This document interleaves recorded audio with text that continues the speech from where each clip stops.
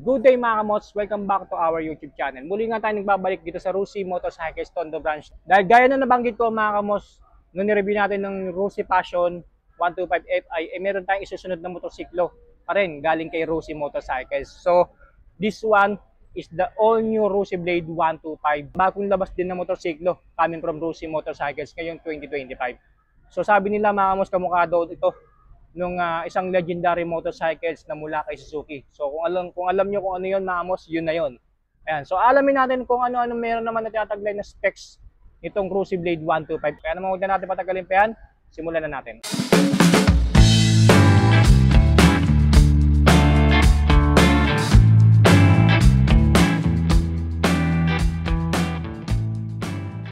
So this is the all new Rusi Blade 125. As I mentioned earlier, ikamukha nga ito ng Suzuki Smash Card. So itong Rusi Blade 125 Fi isa sa mga bagong motorsiklo rin na nilabas ni Rusi Motorcycles ngayong 2025. Ang tagal kong hinanap tong Rusi Blade 125. Then ngayong araw nga mga kasi nakachempo tayo dito sa Rusi Motorcycles Tondo Branch nitong stock ng Rusi Blade 125. So gloss gray yung kulay niya, napakaganda. And then with the touch of black. So, two-tone color siya, black, tsaka gloss gray. Mga pagpipilian pa ibang kulay nito, mga most color red, color blue, and then color white. So, apat po yung pagpipilian yung kulay para dito sa pinakabagong Rusi Blade 125. Sa headlight niya na naka-LED na. Ayan, so LED na po yan, mga kamots. And then sa baba niyan, nandito yung signature logo ni Rusi. And then napakaangas talaga ng kulay nyo, gloss gray. Ayan, dito naman sa part na to is gloss black. And then sa turn signals niya mga kamos, naka-bulb type pa po. Ayan, parang same lang din talaga sa Suzuki Smash Card. Dito rin nakapwesto. Ayan. Sa fender naman niya, ayan, so napakaangas ng fender niya, color gray din. And then nakalagay dyan is Rusi. So sa gilid naman dito, ayan, so nakalagay dyan is Rusi. Neon yellow yung combination ng decals niya, and then gray. And then dito naman sa bandang upuan niya is nakalagay dyan is Blade 125. Ito naman yung taillight na Rusi Blade 125 na hango din talaga sa itsura ng taillight ni Suzuki Smash Card.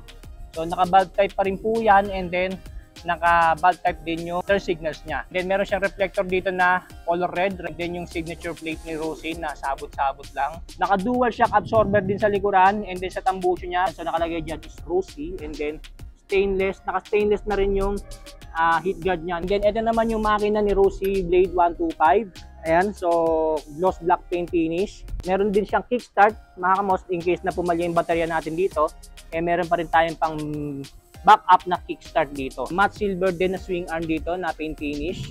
And then meron din siyang built-in chain guard na protection sa kadena nitong Rusi Blade 125 na plastic type. So proceed na kagad tayo sa sukat ng gulong nitong pinakabagong Rusi Blade 125. So sa harapan nito ay gumagamit ng 2.50 by 17 inches na mags.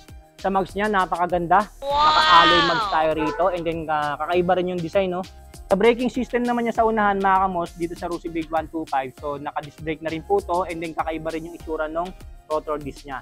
Sa caliper naman niya, naka-color gold din tayo dito na caliper with the 2-pot caliper. Ayan. So pagdating naman sa sukat ng gulong niya sa likuran, mga kamos, ito ay gumagamit ng 2.75 by 17 inches din. So by the way, mga kamos, naka-tube type pa po itong Rusi Blade 125, harap at likuran. Upuan niya na naka-anti-slip features na rin yung cover niya. Ibig sabihin, mga kamos, magaspang yung seat cover niya na hindi ka basta-basta dudulas kapag bigla ka pumreno dito, no? And then nakalagay dyan yung signature logo ni Rusi sa mismong seat cover niya.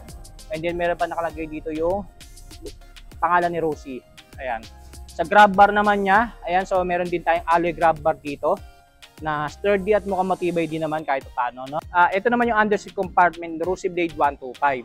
So meron pa rin siyang underseat compartment, although underbone type. So malalim din naman kahit paano na pwede natin paglagyan ng mga cellphone, maliliit na tools, motorcycle gloves, kapote, isang kapote, I think kakasya pa dyan. And then dito na rin nakapwesto yung sa baterya niya. So safe, para in case nalulusong tayo sa bahay, hindi agad-agad aabutin yung baterya ng Rusi Blade 125 natin. And ito naman yung fuel tank ni Rusi Blade 125. Ayon kay Rusi Motorcycles, ito ay merong 4 liters fuel tank capacity. Pagdating sa fuel consumption, mga kamos, since naka-carb type pa po ito, so mag-expect tayo ng around 35 to 40 kilometers per liter. Power socket niya na meron din si Rusi Blade 125. Ayan, so hindi rin napag-iwanan itong underbone motorcycle na ito ni Rusi Motorcycles na pwede nating pag-charge ng cellphone natin na naka-USB ready na rin. Tapos bukod sa budget meal na, meron na rin siyang features na magagamit ng mga motorcycle riders out there dito sa Pilipinas na Angkas, Move It, Grab Food, Food Panda. Check na mapakikinabangan nila itong Rusi Blade 125 dahil bukod sa mura na, budget friendly, and meron na rin siyang features na kung saan pwede natin gamitin yung cellphone natin sa hanap buhay. Naka-ordinary ignition key nga lang tayo dito, so hindi pa siya naka-shutter key. Sa instrument panel niya, na naka-full analog display pa, so hindi pa siya naka-digital display mga amos. No? Pero lahat ng details ng motor na ito, pinapakita na rin dito sa instrument panel niya. Speedometer, odometer, turn signals indicator, fuel gauge, and then high beam, low beam indicator, and then gear indicator, neutral, 1, 2, 3, 4. Sa mga buttons and switches naman niya, meron tayo dito high beam, low beam, turn signals left and right, and then busina na color yellow din yung pinaka-switch niya. And then sa right side naman, nandito yung headlight on and off kung gusto natin nakapatay yung headlight para tipid sa baterya. And then electric push starter na kulay dilaw din yung button, yung switch niya. Ayan, sa hand grip naman niya, napaka-premium din o napaka-angas din ng hand grip niya. Kakaiba yung design, and then nakalagay dyan Storm. So wala siyang bar end. Sa brake lever naman niya, meron lang tayong brake lever dito sa right side na matte black paint finish. Naka-semi-automatic style rin po itong Rusi Blade 125 2025. Na isa rin sa mga practical na motor mga amos kung gusto nating mag-practice pagdating sa pagtitimpla ng gear or pagsaset ng gear. So yan po yung looks and appearance itong pinakabagong Rusi Blade 125 coming from Rusi Motorcycle. So alamin naman natin ng iba pang engine specs at features na tinataglay na itong motorsiklo na ito coming from Rusi.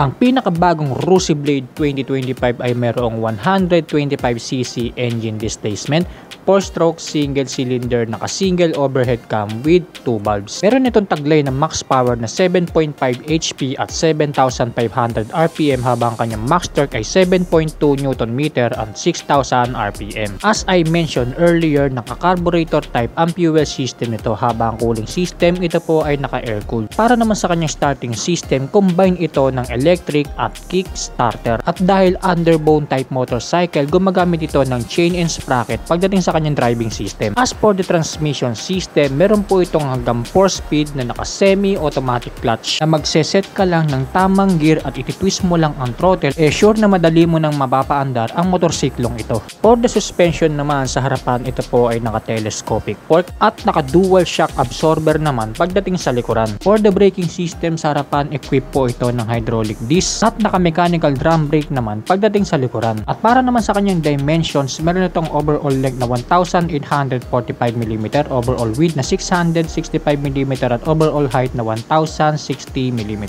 Meron naman itong seat height na 755mm habang ang kanyang ground clearance ay 153mm. At magaan-gaan nga lang din ang underbone motorcycle na ito coming from Rusi na mayroong 92 kg. At yan ang engine specs at iba pang features nitong pinakabagong Rusi Blade 125 2025. Kaya naman alaman na natin ang cash price at installment price nito dito sa Rusi Motorcycles Tondo branch as of September 2025. Alright, so proceed tayo sa cash price at installment price itong pinakabagong Rusi Blade 125 2025. So magkano nga ba ito dito sa Rusi Motorcycles Tondo branch as of September 2025? Para po sa cash price niya mga amos, napakamura lang. So sa halagang 44,500 pesos, meron ka ng brand new motorcycle na Rusi Blade 125 coming from Rusi Motorcycles. Para naman sa installment price niya mga amos, ang kagandahan dito ay wala ka ng down payment dito ay kay Rusi Motorcycles. So straight monthly ka na rito pagka-common itong Rusi Blade 125. So para sa monthly amortization niya mga amos, 4,425 pesos sa 1 year. Para sa 2 years naman, 2,550 pesos, and then 3 years, 1,925 pesos po ang ating monthly amortization dito sa pinakabagong Rusi Blade 125 2025. So yan po yung cash price at installment price itong pinakabagong Rusi Blade 125 2025. Bago ko tapusin itong vlog na ito mga amos, gusto ko magpasalamat ulit kay Sir John Mark ng branch manager nitong Rusi Motorcycles Tondo branch, and then kay Sir Junrel na nag-assist sa atin para i-review itong pinakabagong Rusi Blade 125 2025. Maraming salamat sa inyo mga amos. Stay safe, ride safe always.